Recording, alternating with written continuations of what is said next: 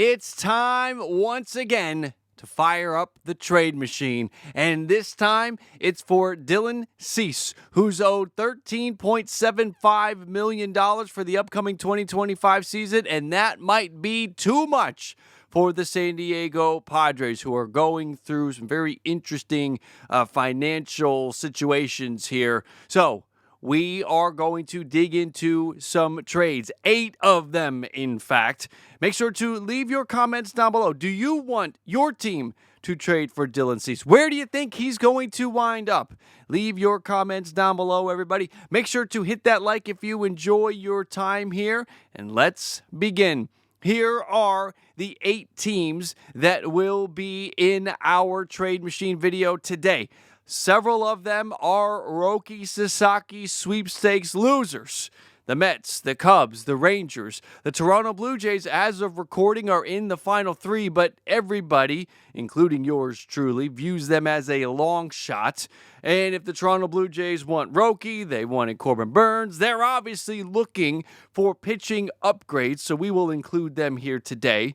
We know the Orioles could use a pitching upgrade. The Angels still need a top-of-the-rotation arm to add into the mix here. And the Detroit Tigers, I would really like for them to add to Tarik Skubal at the top of that rotation to give them a tremendous 1-2 punch. So we will dig into 8 trades here. Let's take a look at this thing. And real quick, actually, before we do, some rules.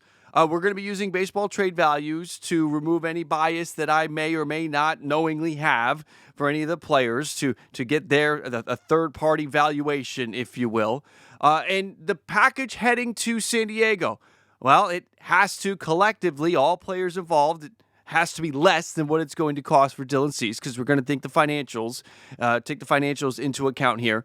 And on top of it, we've got to send 2 right now ready to play pieces back to San Diego, because even though we're trading Dylan Cease, this is not a wave the white flag thing for San Diego for the upcoming season. This team has too much money wrapped up in the current roster to not compete. And if they want to compete in that division, with a stacked Dodgers team, a Diamondbacks team that looks really good, a Giants team that is going to be looking to bounce back, the San Diego Padres have got to get pieces that will help this club in 2025 when they make the Dylan Cease trade. So let's fire this thing up. The valuations from Baseball Trade Values, 26.8 is the low end, 40.3 is the high end, 33.6 is in the middle. Spoiler alert, we will not be sniffing the high value for any of these trades. In fact, for most of them, we will be closer to the low end. And also consider this, when I'm putting these trades together, I'm also keeping in mind the trade last year that the San Diego Padres executed to get Dylan Cease. So in that deal, Steven Wilson, Samuel Zavala, Jairo Iriarte, and Drew Thorpe were all pieces that they sent to the Chicago White Sox to get Dylan Cease, to get 2 years of Dylan Cease. So that was the package then. And it was prospect heavy because that's all the Chicago White Sox want. But considering now what San Diego wants in trading him, we have to obviously, lower the value there and again shift from a prospect heavy package to a right now heavy package to get this deal done. So all of these trades are with that package in mind. Let's begin, and we will begin with the Texas Rangers. They're first up here. We're going to send Josh Smith, who had a nice year last year and can play anywhere. Dane Dunning, who has 2 more years left and inserts into the rotation right away. And the number 10 prospect in the Rangers organization, outfielder Alejandro Osuna, all head to San Diego. Cubs are next, and the Chicago Cubs package, we are going to have our first blockbuster alert. What does that mean? That means we have a big name in lights, marquee player headed to San Diego. The package here, here's our Nico Hoerner trade. Nico Hoerner has been rumored to be dealt all offseason. Here we go. Nico Hoerner out along with Jordan Wicks and Darius Hill. Wicks slides into the back of that rotation. Hoerner is your starting middle infielder, whether it's second or short. Jake Cronenworth. Cronenworth, I believe, is versatile enough to go play left if he doesn't go to first, because there's also a Luis Arraez trade that could be looming. So Nico Hoerner slots into that middle infield, upgrades there. Wicks is the back of the rotation, and Darius Hill is an outfielder at AAA, so he would add more depth to the San Diego Padres outfield rotation. So actually here we're getting three pieces that could work into San Diego's plans for right now. Let's continue to the New York Mets. The Mets package is Ronnie Mauricio coming off of injury. There could be some concern here, but still well regarded, ranked in the top 5 in the Mets farm system by MLB.com and Baseball America. So still a supreme talent in Ronnie Mauricio. We're going to send Tyler McGill. McGill works his way into that rotation immediately, day one. And because there's a little bit of concern with Mauricio, and McGill truly is a back of the rotation guy, and that's probably his ceiling, we're also going to include the number 18 prospect in the Mets organization who played well last year at low levels, Nick Morabito. So we have three pieces here, two that help right now, and Morabito is maybe a year or two away, and again is coming off a nice season. Let's continue to the Toronto Blue Jays. Again, Blue Jays are here because they are in on Roki Sasaki. They were in on Corbin Burns, so pitching upgrade is something they're interested in. I have a feeling my Blue Jays fans are going to push back on this one, but let's go. We have Yariel Rodriguez, Davis Schneider, and Alan Roden headed to the San Diego Padres. Blue Jay fans are going to say it's too much. But again, what are the qualifications? What were the rules? You got to send two right now pieces. And if you're trading for Dylan Cease, Yariel Rodriguez, if he's the highest, he's truly the highest value piece they can send. They're not sending Bone Francis. They're not sending Chris Bassett. That doesn't help San Diego. When you think of Blue Jays starting pitchers that can help San Diego right now, Yariel Rodriguez is the guy. Also consider the money. It's $7 million this year, $7 million the year after that, $8 million the year after that. So it works financially for San Diego. And then when we're looking for a position player that can help right now, I land on Davis Schneider over Addison Barger or Elvis Martinez or Joey Loperfido. Schneider kind of becomes the guy. He's on the chopping block. And Schneider could play left field right now for the San Diego Padres. He could also slide into the infield if they need that. So this helps San Diego in multiple ways. And Alan Roden is the third and final piece in this deal, the number 8 prospect in the Blue Jays organization by Baseball America. Roden was the Buffalo MVP for last year. I don't know what he's going to be at the major league level. That's number 1. And number 2, where's he going to play? So those two issues really stand out to me when I think about adding Roden. There's nowhere for him to play. If he can be used to pad the value to get a Dylan Cease trade done, I'm kind of for it. So again, Blue Jay fans, I think, might push back on me here, but that was my whole thought process putting this package together. Let's keep moving to the Atlanta Braves next. And in this one, it's going to be Jared Kelenic. It's going to be Nacho Alvarez and Bryce Elder.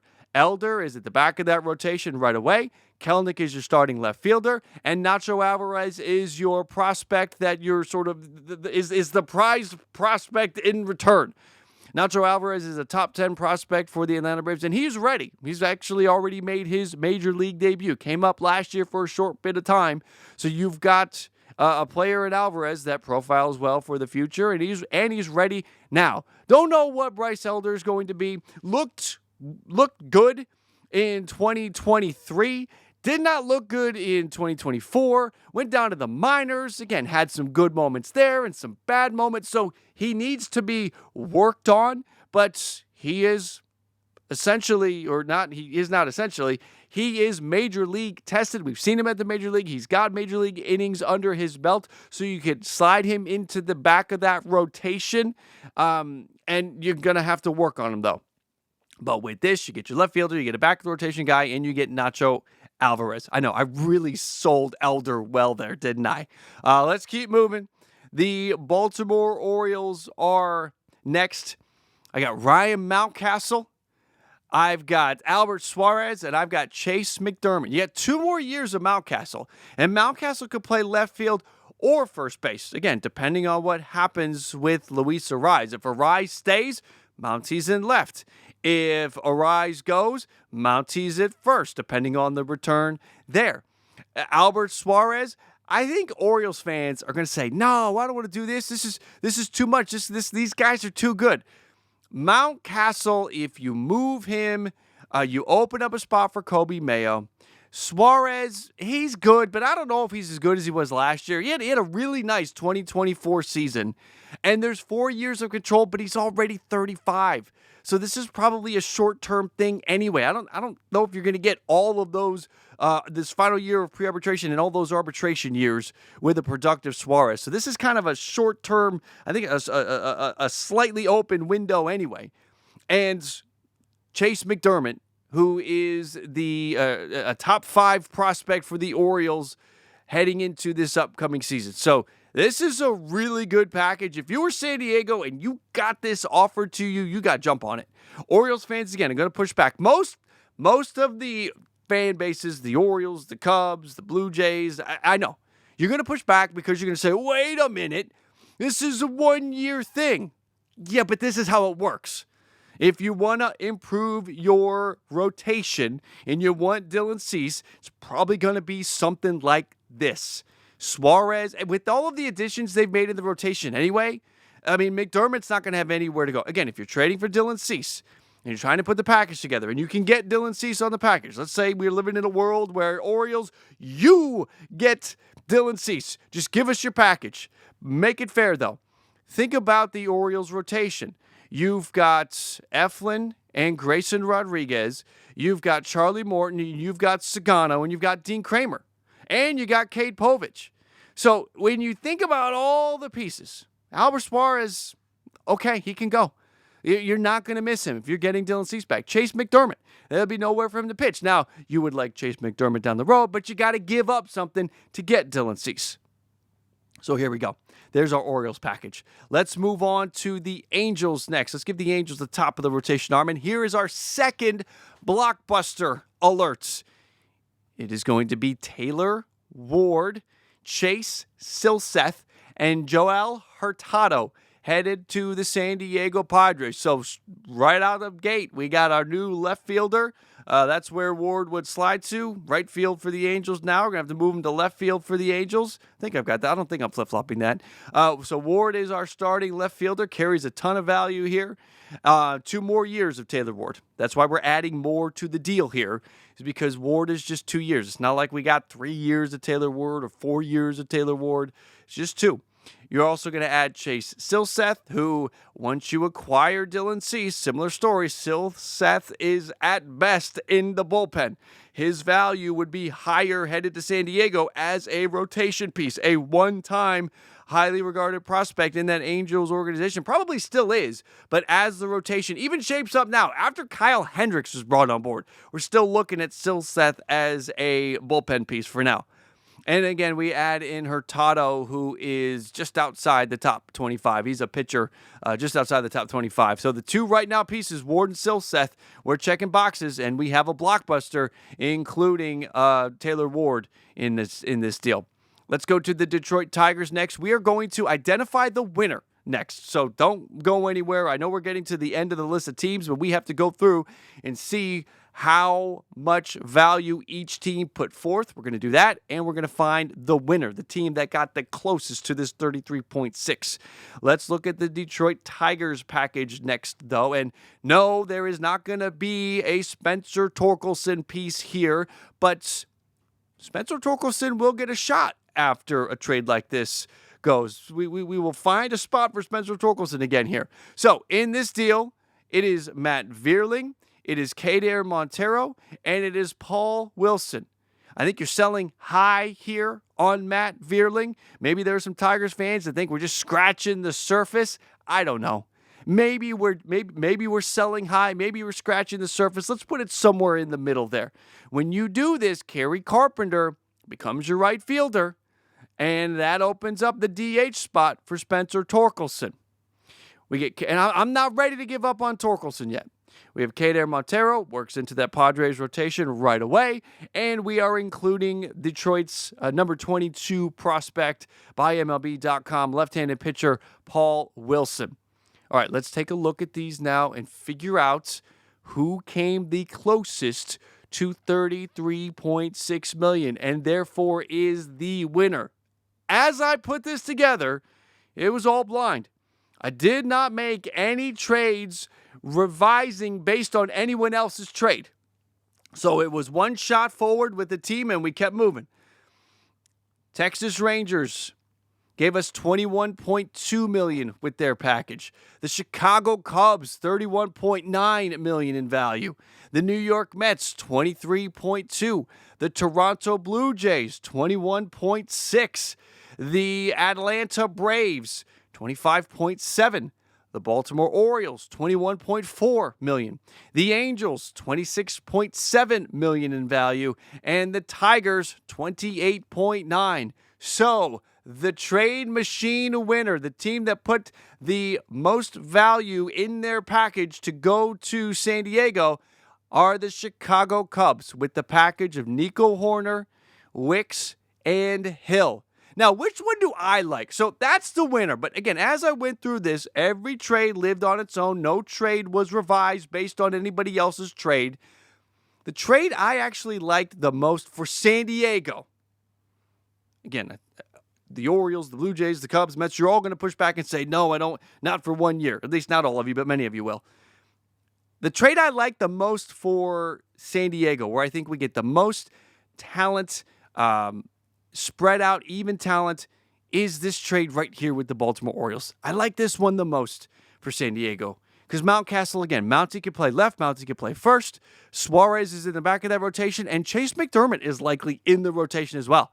You probably get both of those two, Suarez and McDermott, in the rotation, along with King and Darvish, and then pick your fifth.